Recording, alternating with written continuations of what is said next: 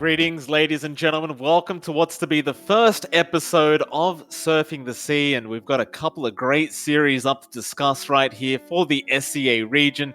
Of course, it is MLP Dota and the lovely John X Fire. John, welcome to the first episode, sir. How the hell are you feeling? I'm doing great, Mike. We did just have the first day of Upper Division in the Southeast Asian region. We had quite a few big matchups, two matchups in fact. We had FNATIC versus T1, the more hotly anticipated matchup, and we had Neon versus Boom afterwards. Both really intense best of threes coming out in the first day. Right, and with that, we're going to start off with FNATIC versus T1, as that was the first series that did occur yesterday. Now, in terms of this series, John, I really want to focus in on Game 1. To discuss here, because Game 1 was a real banger between these two.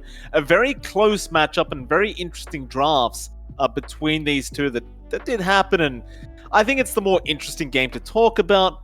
We'll talk about the laning stage, we'll talk about the mid-game fights and the late-game fights, and I really want to kind of just point out how FNATIC won this game number 1, because there were some real key moments there that did dictate what happened in that game number 1. So you ready to go for this, John? Yeah, I'm ready. Hand it to me. All right.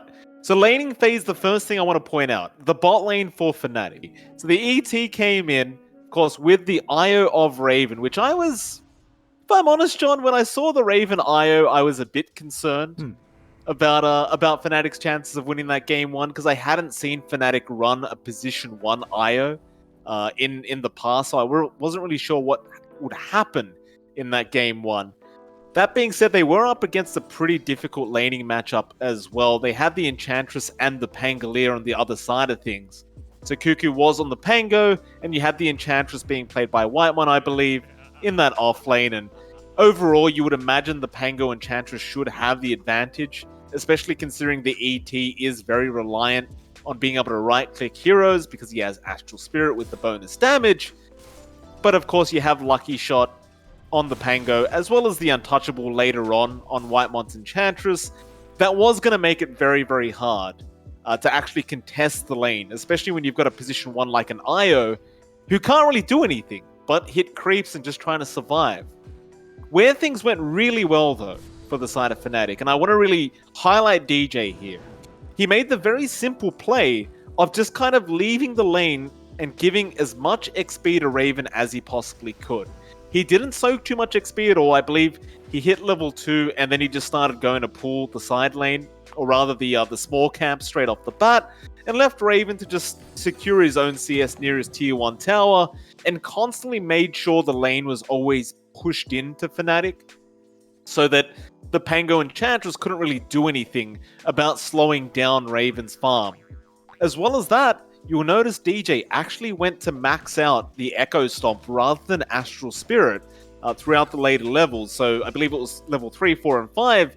He maxes out the Echo Stomp rather than Astral Spirit, which is quite unorthodox, of course. But the reason for that is he can't actually hit the Pango or Enchantress due to Lucky Shot during the laning phase, and like I said, the Untouchable later on. So Astral Spirit didn't really have that much value apart from scouting and getting a bit of bonus damage. So I really like the fact that DJ actually straight up went for the max Echo Stomp to just make sure they can get a bit more damage output, a bit more disable, and overall, like I mentioned earlier, he just left the lane. He gave all the XP to Raven, which made sure that Raven could keep up with Cuckoo on his Pango, and I don't believe they were actually able to ever kill Raven during the laning stage, which was very, very good for Raven. As you know, John, watching from all these Ana IO games, it is very important for the IO to get as many levels as possible ASAP. And of course, in terms of farm, you need the Helm of the Dominator as well as the Aghanim Scepter to actually be effective as a carry IO. So I do think DJ's play in that bot lane was very, very influential. Of course, moving on to the mid lane, Moon versus Carl in the mid lane was a pretty even matchup. It was the Monkey King versus Puck. I wouldn't say either hero actually ended up winning that one outright. It was very, very even. The only difference between the two is it did appear that Moon was making rotations much earlier than Carl, and Carl was being a bit more responsive rather than actually being the one to initiate for his team. He was just responding to whatever Moon was doing in that mid lane. So when Moon made the rotations down to the bot lane, you saw Carl trying to follow him in. But ultimately, Moon, with the initiation, always seemed to pay off, as he was the one that was kind of just getting in there first. And of course, the last lane I wanted to quickly talk about is going to be that off lane where we saw Masaros on his LC.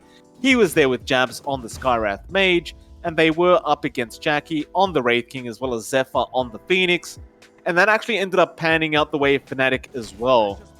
It didn't start off very good, as I believe Jabs did go down for first blood, but Jabs eventually ended up respawning. He came back. They ended up killing off Jackie at the cost of Masaros' life. But as the lane progressed, the LC did just manage to take over, and Jackie's farm was struggling quite a bit, to the point where he did have to rely on just going to the jungle later on, and just trying to catch up that way, rather than actually securing a lot of CS in the laning stage. And you've got to give real props to Masaros, John. He was having a fantastic laning phase after that first death he did have. And in classic Masaros fashion, John, just very, very consistent with his play, just being the backbone of the team and making it as hard as humanly possible for Jackie in that safe lane. And of course, they were ex-teammates after all, so I suppose Masaros, of all people, should know how to deal with Jackie in that safe lane. One thing to mention as well is probably just the fact that Masaros was winning his lane and Raven was winning his lane meant that no matter what would happen mid between Moon and Carl, and you did mention it was really even, no matter what happened there, you already won your side lane. So that's enough to give you that snowball start. And you mentioned it, with an IO, you do want that smooth start into your own early snowball. So looks like FNATIC, just from that, we're already set up for a pretty darn good mid game. I would say that, especially based on their draft that they had, is a very snowbally kind of draft with that IO and Monkey King, even the LC for that matter. So winning out 2 out of 3 lanes and evening out the mid lane definitely was quite influential. Now we'll move on to what I want to say is the best team fight we saw throughout the whole game, though it is arguable, as we do have a last highlight that could be a contender. But this is where I believe FNATIC really just won the game outright. So we saw in the mid game it was around 24.5 minutes. There was a Roshan that was being started by T1. Now, mind you, 10 seconds before starting this Roshan, they did kill off Jabs on the Skywrath Mage, and I believe that's the real reasoning why they wanted to try and start the Roshan. So they may have found that to be the opening they required to actually get that Roshan finished before Jabs could actually respawn back up. Unfortunately, that is not how it worked out, though, as we did see Whitemon. While the Roshan was being started by T1, Whitemon did get some wards onto the high ground of the Radiant Triangle. Now that ward that he did place down to keep vision of that high ground was actually being de-warded straight off the bat by Jabs. And we did see Whitemon, he was trying to defend the ward, or at least deny the Observe ward off without giving the golden XP away, but that ended up costing Whitemon's life, which was definitely a bit of a bad start, as T1, they jumped out of the Roshan pit, they tried to save Whitemon, it was too late. Instead, they tried to just force a team fight with Zephyr committing the Phoenix Egg, and that also didn't really work out, as he just kind of ran away, and ultimately Whitemon was left dead, and the egg was completely expended. Now, mind you, they did also use up Wukong's command on FNATIC's side, so they did not have that, as well as the Earth Splitter from DJ. So there was a couple ultimates missing before the real big team fight did begin.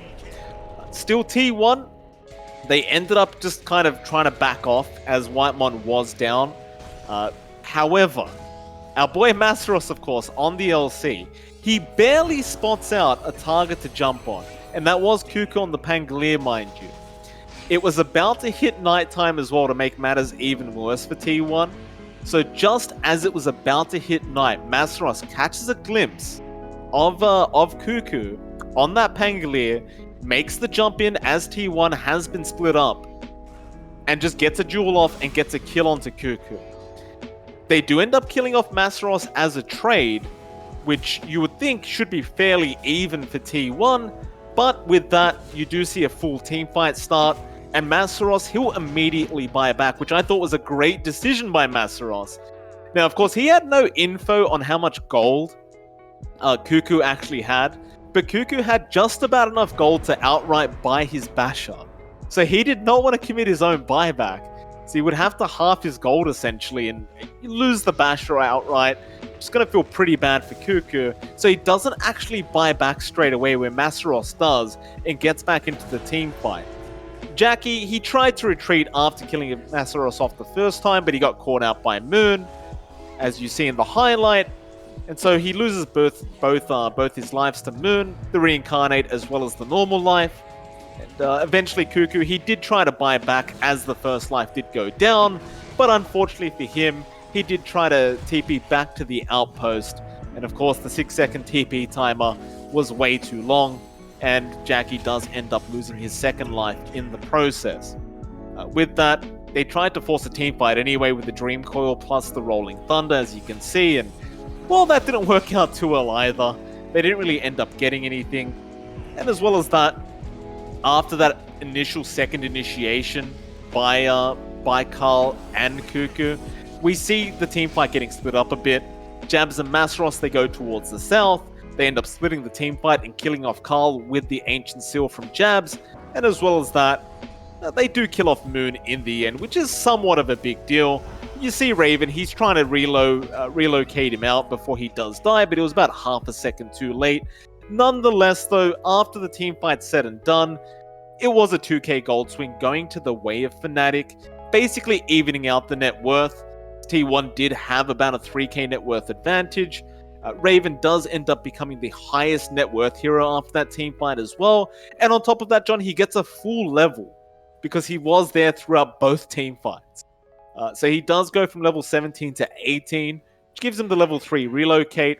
But more importantly, it gets him one step closer to hitting that level 20 mark, which is when the IO becomes kind of ridiculous, as he already had the Aghanim Scepter up. But of course, the plus 60 spirit damage is going to feel pretty darn good for the IO once he does get it. So that's my big team fight there that did happen, and which leads us to our last team fight, John. Now this one, it was a pretty hype team fight.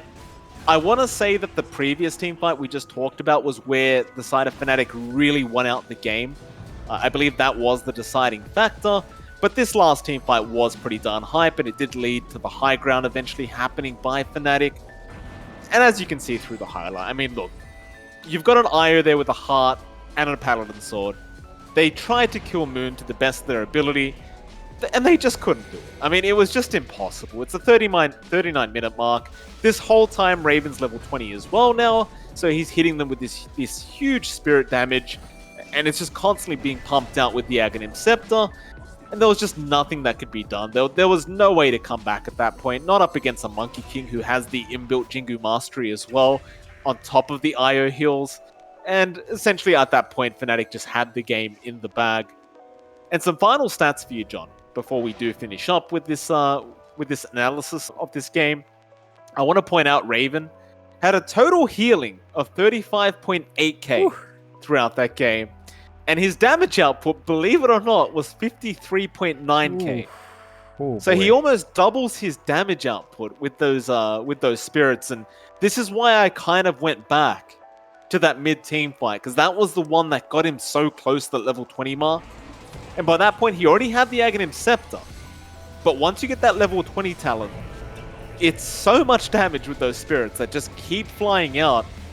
I just believe T1 had no chance after that level 20 mark happened for Raven's IO. And props to Raven. Fantastic job on the IO to make it work out. I don't know if you have any more points about this analysis, John, but that's what I saw. And I truly believe that Roshan fight at the 24.5-minute mark is really what decided this game for FNATIC. Yeah, I think on top of that, like you mentioned drafting issues, Jackie on the Raid King, it didn't seem like a very comfy hero for him, right? Like, we're so used to seeing him on, say, the Spectre, say, the PL, Terrorblade. Those are the big Jackie heroes. AM as well. The Raid King had a certain tempo to it that felt like it was a bit forced from Jackie. And we kind of talked about this with T1's roster shakeup, right? Like, Jackie's this really big core, and we saw a little bit of this fresh T1 in BTS Pro Series 4, but their performance was also a bit up and down. It looked like the special sauce that gave Jackie the power in MG Trust is something that T1 still needs to adjust to that to that specific core playstyle. And FNATIC was just the right team to abuse it. They had really early activity, especially on Raven, as you pointed out, in that mid-team fight. Just snowballing way too fast, with the Wraith King not being able to respond. And you also had Monkey King against Wraith King, which, again, you've got Wukongs coming out after your first life. Really easy to burst you down afterwards. So a lot that T1 could probably improve on from draft and from execution, it looks like, in that game. But that's the way the cookie crumbles sometimes, especially with these adjustment periods. They only really had one tournament to adjust in as well. It's a fresh roster. Absolutely. If it was a tough situation for T1 for sure. I still like their performance, John. Don't get me wrong. They were still performing very well, and the match was quite close up until that Roshan fight did happen. And it was just the simple error of losing Whitemon and then losing Cuckoo straight after, just getting baited in to go for a team fight that really screwed them over. I've got to give massive props to Masaros as well. I mean, we love this guy, obviously. Maybe this is a bit biased about him, but he just doesn't hesitate. You know, on a Legion Commander, your team needs you to jump in. When you find the opening, you've got to go. And the fact that he got Cuckoo and he forces his own buyback to then force Cuckoo's buyback in that mid-team fight, making sure that Cuckoo doesn't have the gold for the Basher either, and overall still winning the team fight, even with Cuckoo's buyback, it was just huge. Before we do end this off, though, John, I've got to give an MVP out, right? We've done a full analysis of this game. I do have to hand out an MVP. My heart tells me Masaros. I can't lie. Simply because he was creating the space. He was buying the space for Raven. However, as a person that enjoys stats as well, you can't look past Raven. You just can't. 35.8k of healing, as well as 53.9k of damage, as well as getting an IO core to work, which, trust me, is not easy. You've got to give the man the MVP. And of course, lastly, props to DJ as well. I pointed out the early game, the fact that he was giving so much XP away to Raven. It sounds very, very simple, and it sounds like something that most pro players do. But as an Elder Titan, you want to be able to get as much XP as possible. It is a very level-hungry hero. Yep. But the presence of mind to not soak too much XP off Raven, and then max Echo Stomp as well, instead of going for Astral Spirit maxing, because he couldn't really utilize Astral Spirit that game. I thought DJ was brilliant. I think the MVP is going to have to be Raven, but big prompts to DJ and to Masaros for that game one. Fantastic performance from FNATIC. Yeah, absolutely. And of course, that was just the first series that we had yesterday in the upper div. We did have another series as well down the line. That was Neon versus Boom. And both of these teams as well have also experienced some slight roster adjustments, right? Like Neon, they took out JG, they brought Natsumi in for the pause 1, they switched Scam down to the pause 4, pause 3, sharing that with Play Hard every now and again. And Boom as well, they lost Dreamocell, took in Drew. So they stayed all Indonesian, but a different core in mind. We're going to take a look here at game number 1, where I think you can really see the tone for the rest of the series here as well. You do have this really strong opening for Neon in their off lane. They run this beautiful Sand King plus Mirana. We've seen a lot of Mirana, of course. Scam just playing it really well now in his pause 4, but the Sand King's been popping off a little bit more as a core, and they get that basic combination of Burrow Strike plus the arrow. They're laning up against Drew's Bloodseeker with the Bounty Hunter on hand as well to support. Not quite enough sustain to go in there. It's a really back and forth lane. They do trade a couple of kills. What really comes into gear though is Yapaj. Yapaj is playing the Storm Spirit from mid, and he makes these early rotations in, like we're talking about 6 to 7 minutes as a Storm, right when he hits level 6, to find those early kills up top, and they keep applying that pressure top. They drag 3 heroes, 4 heroes up to keep Drew down, to get these kills out, apply pressure in that lane. They don't even mind that the mid lane's left alone to be farmed up just a bit here by Mikado. It seemed like it was just a non-factor. While all of that movement was happening as well, Natsumi was left to free farm bot on his troll, and his lane matchup wasn't too bad. He was handling it well, he was finding farm, he was left alone because of all the pressure on Drew. That's one thing with a Bloodseeker. Like, the moment you start getting ganked up, you do not want to lose a Bloodseeker. He has to get an early fast start. and it wasn't quite coming online for Boom. So we skip a bit forward. We hit around the 17-minute mark. At that point, Natsumi already has his Ags, and you see Yapaj, he's already jumping around. They've got this Spirit Breaker as well to follow him up, so they get some vision out. Yapaj zips in, and they get a couple of kills on FBZ on the Pango. Doesn't really manage to do too much with the Speltias on hand. There are a couple of moments where Yapaj is playing on edge. You know, he zips in, he's got Rupture, they get the blood right off, he just zips out and teeters on the edge while TPing home. They couldn't clean him up. And you fast forward just a little bit more, maybe around the 20-minute mark here as well. They're pushing into mid-tier 2 already. They have a smoke wrapping around through the back.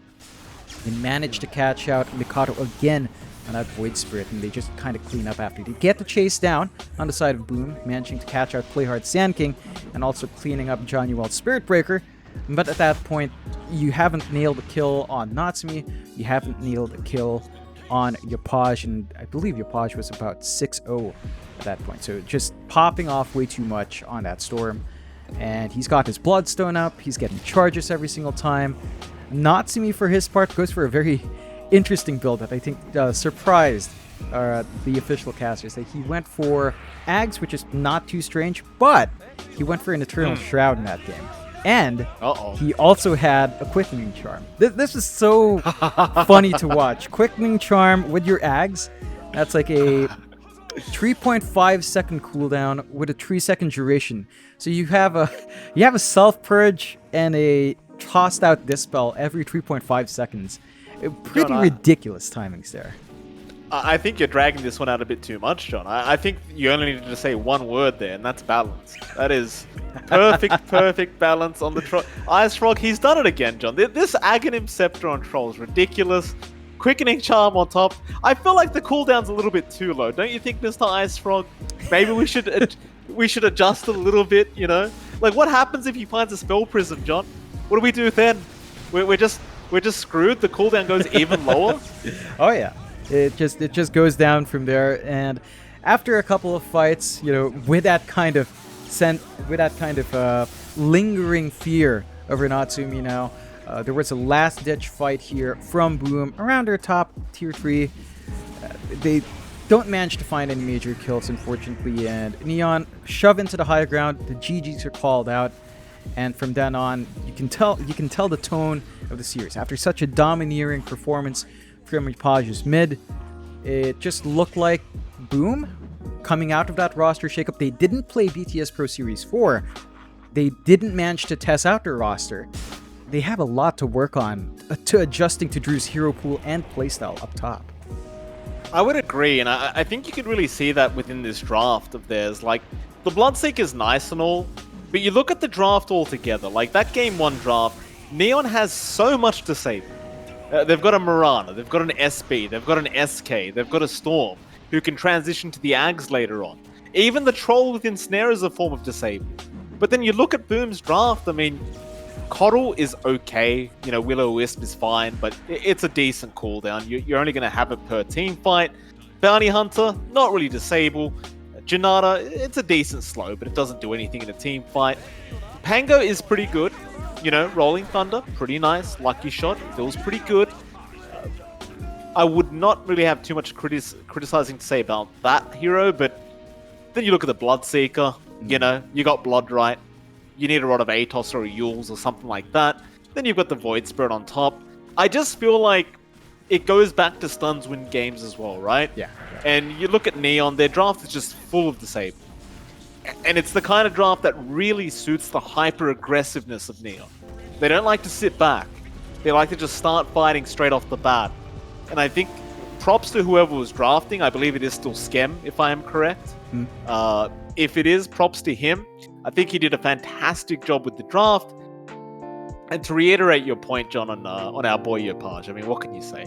You know, what can you say about Yapaj? It's Yapaj, John. It's the Yapaj Storm Spirit. You know, you could have just seen it coming, I suppose, once the draft came out. He just pops off. And I want to say he's top 3 SCA in the mid lane, Yapaj. He's got to be. In this upper division, when you go through all those teams right now, John, my top 3, I'm looking at Armel as number 1. I'm looking at probably Makoto as number 2, to be fair, and then after that I'm looking at Yopaj. That's how I'm seeing it. In fact, I would argue that you could maybe say Yopaj is better than Makoto right now. At least in that series you just pointed out, I might say Yopaj is better. Yeah, I can't disagree. I mean, after that performance in the Storm, especially compared to Makoto's performance as well there, it does show true.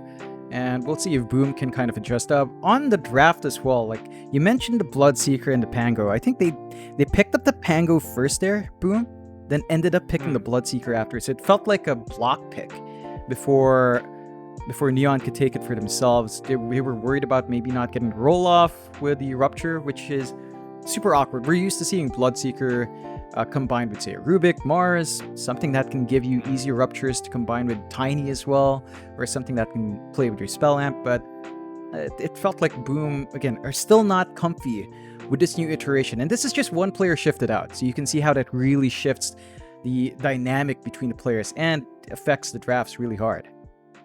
I think we can relate to that as well, John, as casters, right? Like you remove one of us from the duo, and suddenly the other one feels so weird casting. Like who's this guy I'm casting with? Where the hell's John? You know? Oh yeah. That's what it feels like to me anyway. And I think for Boom, like you pointed it out already, but Dreamer Soul was a big part of the team. All right, Dreamer Soul, the versatility, the amount of heroes he could play in that position 1 role. It felt like it was always different. And of course, Drew has some pretty big shoes to fill here. And this first series may not really be showing off what they actually can do as a team.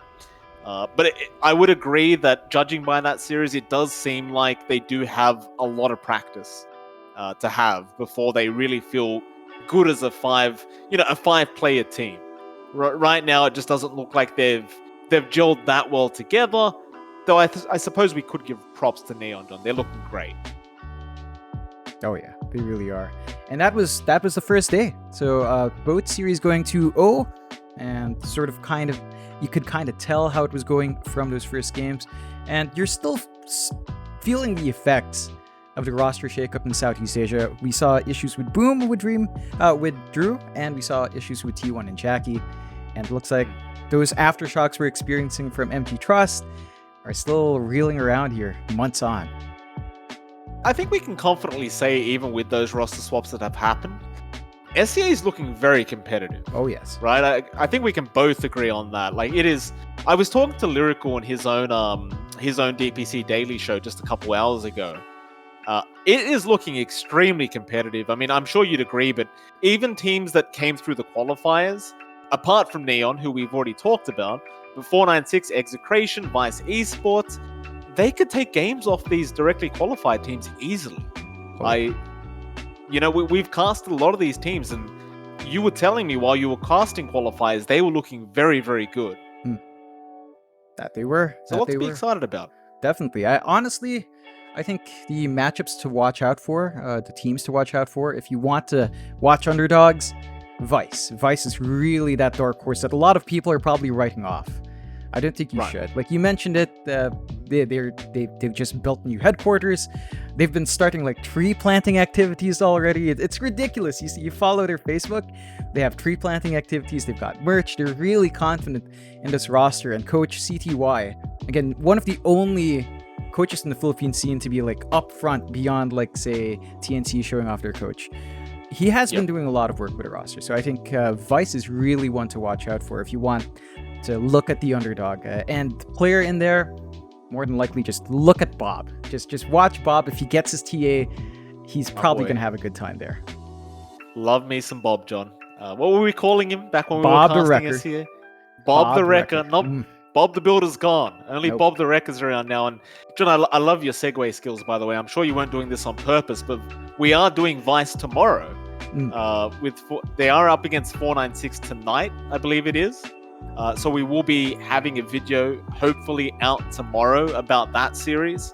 496 versus Vice should be a real bloodbath. I'm sure we could both agree on that.